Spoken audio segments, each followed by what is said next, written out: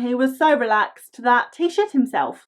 But it gets worse. That was the most traumatic thing. Hey sailors, welcome back to Cruising as Crew. My name is Lucy and today we are doing a Q&A. But not just any Q&A, you guys have asked me questions about my ship life experience and I'm here to answer them all. But before we start, please press like and subscribe for more cruise ship content, and if you have any video suggestions you can leave them in the comments or DM me on Instagram at Cruising as Crew. But as for now, let's get into it. What's the worst thing you have eaten in the mess? Fish head soup.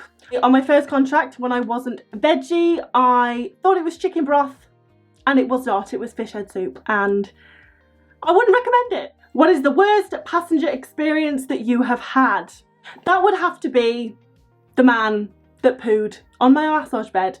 I was giving him a massage and he was so relaxed that he shit himself. I have gone into more detail in this video, which I will link up here, but yeah, that has to be the worst. If you could plan your next cruise ship's itinerary, where would you go? It would have to be Northern Europe. Russia, Norway, Sweden, Switzerland, Serbia, Denmark, Estonia, Iceland, Greenland. I have never done the Baltics or anything like that, and it is so high on my list. Your most embarrassing moment? There's been many. I'll just say that now. There has been many.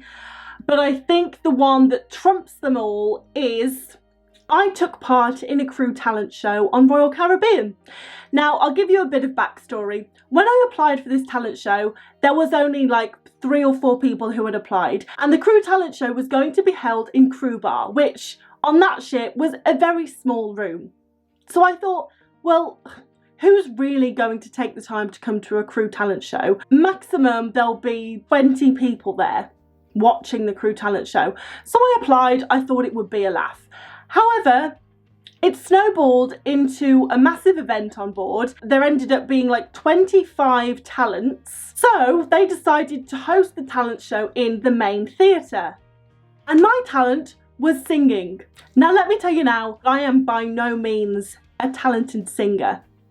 Especially when I was up against some of the other singers, I sounded like a cat dying, and I had chosen to sing Adele. It came to show night and the theatre was full. Like, I think every crew member turned up. So I went on stage to sing Adele and forgot the words, and I had to tell everyone to join in so that I could remember the words. I was out of tune. But it was also like a serious thing because it was all dark and there was a spotlight on me, and there I was just singing really out of tune. It was so embarrassing. But it gets worse. It gets worse. So I was like, okay, I've done it. I can forget about it. That was the most traumatic thing I've ever done, but it's in the past. But cut to the next day. I'm on my lunch break. I go to the mess. And guess what they have decided to run on the TVs in the mess? The crew talent show. So I'm eating my pasta and all of a sudden I could hear myself singing, and everyone in the mess is like, hey, you're on, it's Lucy. And I'm like, I want to die. This is awful. So I'm sat in the mess eating my pasta, listening to me absolutely murder Someone Like You by Adele, and they continued to run this for a month. It was like clockwork. Every time I went in the mess for either lunch or dinner, I was on. And I was like, oh my God, I just cannot escape it. I can't escape it. It was awful. So there was me thinking I'd do something for an innocent laugh with a few of my friends, and the whole entire crew, all 800 of them, showed up, and it was rerun on TV just to make sure that if you didn't catch the live show, you caught the rerun. What is your worst day on board a cruise ship? When I got transferred, it was it was actually like the worst week, because, very long story short, I found out I was getting transferred. I was absolutely heartbroken about that. Flew to Singapore to join my new ship, got on board, started work, still in the mood because I didn't actually want to be there. I still wanted to be on the ship that I'd just left. And about 2 hours into working, I felt really ill. Went down to the medical centre, expected the doctor to give you some meds and all will be well. No, I nearly got kicked off the ship. Before you get on board a cruise ship, you have to sign a document saying that you are completely healthy. And I did sign the document because I was completely healthy. And then the symptoms started to come on when I got on board. A lot of people had to get involved to stop me getting off the ship, and then I was confined to cabin for 3 days. And being confined to cabin is rubbish anyway, but it's kind of okay when, you know, you have friends on board, you have people to call, you probably have internet, so even if you're stuck in the cabin you can like surf the internet. Because I had just got on board, I didn't know anyone, I hadn't had the chance to buy internet, so I couldn't even call my mom to say that I was on board all right, because I was confined to cabin, and someone had just tried to kick me off the ship, and I was like, no, I'm not getting off the ship, because then I would be stranded in Singapore. Like, absolutely not. So that wasn't a good time in my life, probably the worst time. That doesn't happen to a lot of people. And maybe I'll go more in depth in that story if you want me to. If you do want me to, then let me know in the comments. It wasn't great, but it was all up from there, because that contract turned out to be one of my favourites. Tell us about something you did while working on a cruise ship that you shouldn't have done and that you're glad you didn't get caught doing. I've never done anything bad. What are you talking about? It would have to be when I worked for Steiner on my second ship, but it was still my first contract because I got transferred. I had done 2 months of training, and then I'd done 6 months on my first ship. So although it was like my 7th month, I felt like it was my 9th month. So I was so tired. When you work for Steiner, if you don't have any bookings in, you have to go on promotion. So every time that my manager would send me on promotion because we would always go in twos, it would always be me and another therapist on promotion, and we would take these long tables and set up like a nice little display on the table, and then what you're supposed to do is stand with the table. I would crawl under the table and go to sleep. And there was this one time where my manager came and said to my colleague, "Where's Lucy? She's meant to be here." And my colleague was like, "Oh, you know, she's just gone to the toilet. I'm sure she'll be back in a minute." And my manager waited. She waited for me to come back to the toilet. And I was like, oh my God, this is not going to end well. But luckily, she got distracted, and it gave me time to quickly get out from under the table, and she thought I just came back from the toilet, but I actually didn't. I was asleep under the table. So did that quite a lot, and I am absolutely chuffed that I never got caught sleeping underneath the promotion table. What is the most expensive thing you bought on a contract? It was on my first contract, and I treated myself to a lovely watch. Tell us about a fond memory you have when you think about your days working for Steiner. So me and my friend would volunteer to go on promotion, and we would go and stand by the pool. And the ship we were on was floating around Australia, so the weather was absolutely glorious. So we were on the pool deck handing out these leaflets to people who could not have given less of a shit. But it was great because the weather was glorious, everyone was in good spirits, it was all Australian passengers, so they were all drunk, which is amazing, you're on holiday. And there was a Jamaican band that would play, and I love, you know, reggae music. We used to stand there dancing by the pool, pretending to be on promotion, and just, you know, listening to the wonderful music, getting a tan. And, you know, we were friends with the barman, so they'd bring us a lemonade or some water if we looked really thirsty. And we did that quite a lot, and it was just great. What is your best passenger experience? You know what, there's been so many, and I do feel a bit guilty because I only ever talk about the negative ones, but you know, I've met such a great array of people during my time working on cruise ships. So my best passenger experience, I think it would have to be with a woman called Diane. This was when I worked in the spa, so she would come to see me every day for a massage or a facial, whatever treatment.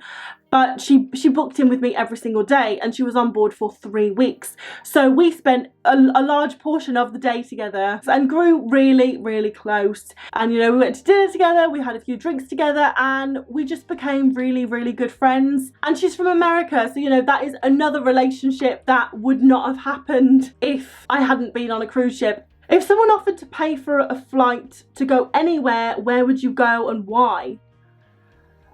I mean, Bora Bora, but no, I think now if someone said I'm going to pay for your flight somewhere and COVID was, you know, it was safe, I'd go to Mexico, and I would go to Mexico to see my friend Mauricio. What was your longest contract? So my longest contract was my first contract with Steiner, which was 9 months and 2 weeks. And if you added on the 2 months training I did in the London Academy and then went straight to the ship, it's 12 months. I mean, I wasn't on the ship for 12 months, but technically my contract was 12 months. What is the best port that you have been to? I mean, how the hell do I answer that? There are so many incredible places that I have been. Juneau, Singapore, Lahaina, Sydney, Kotor, Split in Croatia. Like, there's so many. This is probably going to come as no surprise, but the most gobsmacked I've been by a port was either Bora Bora, no surprise, or Murray, which is just off Australia. It was like Bora Bora. It was just incredible. What is the roughest sea you have been in? You know what? I have crossed oceans. I have been at sea for days, but still to this day, the roughest sea that I have experienced multiple times is always in the Bay of Biscay, which is like northern Spain and west of France. That's where the Bay of Biscay is. And that's when people are seasick. That's when the perfume and the bottles are falling off the shelves. It's really rough. I mean, it's notorious for being rough sea, but I think it's just incredible that I have crossed a lot of ocean at this point, and just off the English Channel is where it's the worst. What is your favourite speciality restaurant on board the cruise ships? Royal Caribbean, it's Giovanni's. P&O would be Cafe Jardin. Virgin Voyages would be The Wake or Razzle Dazzle. If you could change one thing about your cruise ship experience, what would it be?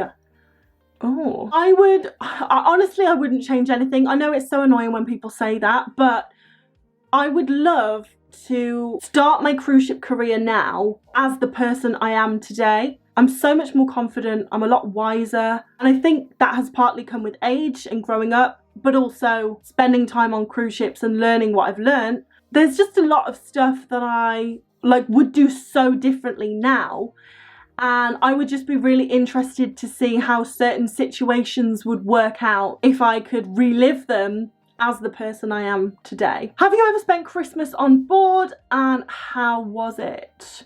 Yes, I have. I've spent 2 Christmases on cruise ships. It's fine. There's a lot of people who celebrate Christmas on board, so they really do put on a great spread for Christmas. So the food is good, the Christmas parties are great. All the passengers are tipping the crew because they feel sorry for us because we're not with our families, so the money's good. Everything else about being on a cruise ship for Christmas is fab. It's just the fact that you're away from home. But the way I think about it is I'm like, you know what?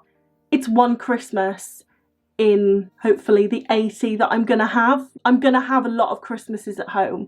I can afford to miss 1 or 2 because I'm not missing Christmas, I'm just having a different Christmas experience, and I try to embrace my new surroundings and my new family, because the crew members that you work with, they do become your family away from home, so you are kind of just exchanging one family for another. Don't worry about it. If you are away for Christmas, it'll be fine. What do you miss most? What do you miss the least about cruise ships? It's got to be the people, the banter, the pranks that we play on each other, the dynamic between your fellow crew members and the friends that you make. The best way I can describe it is it's like the sitcom Friends, and we all want that, don't we? So yeah, that's what I miss the most. And then what do I miss the least about cruise ships? The bunk beds. Laundry. Doing laundry on a cruise ship. I hate it. Yeah, forget the bunk beds. The bunk beds are fine. It's laundry. I do not miss doing laundry on a cruise ship, because you have a very limited amount of time off as it is. You do not want to spend that time off doing laundry, but then you have to find a machine that's free, which then it never is free because there's always people waiting to use a machine. When you finally do find a machine that's free, you have to wait for your clothes to be washed. Then you have to find a dryer that's free. It's like 3 hours of your life that you'll never get back. What is the best piece of advice that you got while working on a cruise ship? Well, this is different to like lessons learned, isn't it? So piece of advice that someone gave me, Something that always stands out is at the beginning of my second contract, I still let myself get very stressed about the targets. I worked for Steiner, we had to sell a lot of stuff. It was high pressured targets, and this one cruise, a member of head office was coming on board, and everyone was stressed because you get stressed when head office comes on board, whatever company you work for. But I had gotten myself so worked up. But Alex, who was a fitness instructor who had been, you know, doing it for a while, took me into the gym, sat me down and was like, Lucy, you really need to like calm the F down. I was like, I can't, like what's, you know, this is gonna happen and I haven't hit target and I haven't sold anything this cruise and oh my god. And he was like, right, the woman is gonna come on board. She's gonna give everyone a bollocking probably, because that's, you know, just what they do. And let's say like the worst, I think this is where I learned to look at the worst case scenario, because he was like, let's look at the worst case scenario. She shouts at you, right? She, you know, she has a real go at you. I'm like, yeah. And he's like, and that's it. She can't fire you. She can't reduce your wage. She can't move you cabins or demote you. There is nothing that she can do other than yell at you. It seems such a simple thing to say, but like when I actually looked at the worst case scenario, I was like, it really isn't that bad. So I started to calm down. She came on board. She did yell at me, you know, while she was yelling at me, because we did this in a meeting, and while she was yelling at me, I looked at Alex and he was just like, he just gave me a look like, and I was like, yeah. And I actually wasn't even listening to what she was yelling at me about, because I was just like, you can't do anything. Like, I'm trying my best and that's all I can do. So I think that was a real turning point for me, because up until then, I used to let myself get really stressed about hitting targets and making sales. Whereas after that point, I was like, what is the worst case scenario? I don't hit target. Okay, well, what's going to happen? Maybe I make less money. Okay, well, I'm still going to make some money. Like, that's it. Is there anything that you found unbelievable when you started working on a cruise ship? Yes, there's a pilot. So a pilot is someone that is very familiar with local waters. So what happens if a cruise ship is going to dock in Sydney at like 4 in the morning when the ship is coming towards Sydney Harbour? A pilot is going to get on board the ship and help the captain navigate the local waters because they're more familiar with them. And I was like, yeah, okay, someone comes on. But the way they get on is they're on a speedboat that comes up to the side of the cruise ship. The cruise ship opens the hatch while we're still moving, and the pilot literally like jumps on the cruise ship. And I was like, there is no way. Because there's so many safety precautions with everything, I was like, surely no, that doesn't happen, because they could get crushed between the boat and the ship. But I've witnessed it for myself. I got up one time at 4 in the morning because I was like, I have to see this. I just have to see it. And sure enough, the door opened and there was a speedboat and a little man jumped on the ship. And I was like, oh. What is the biggest lesson that you have learnt during your 5 years working at sea? Everyone's the same, no matter where you come from, what your first language is, what your religion is. We all want the same things. We all want a healthy life, health and happiness for our family, a bit of money in the bank, freedom. Like, we all want exactly the same things. So I think my ability to see humanity as one has got better. You know, there's no longer a divide, whether it's skin colour, cultures, we're from different countries, because I know that at the end of the day, we're all the same. We're like eggs. Thank you so much for watching, guys. I really hope you have enjoyed this Q&A. Thank you so much for submitting your questions. I really enjoyed doing that one. And if you have any more questions or video suggestions, then you can leave them in the comments down below or DM me over on Instagram at Cruising as Crew. But I hope you have a fantastic day, and I will see you in the next video. Bye!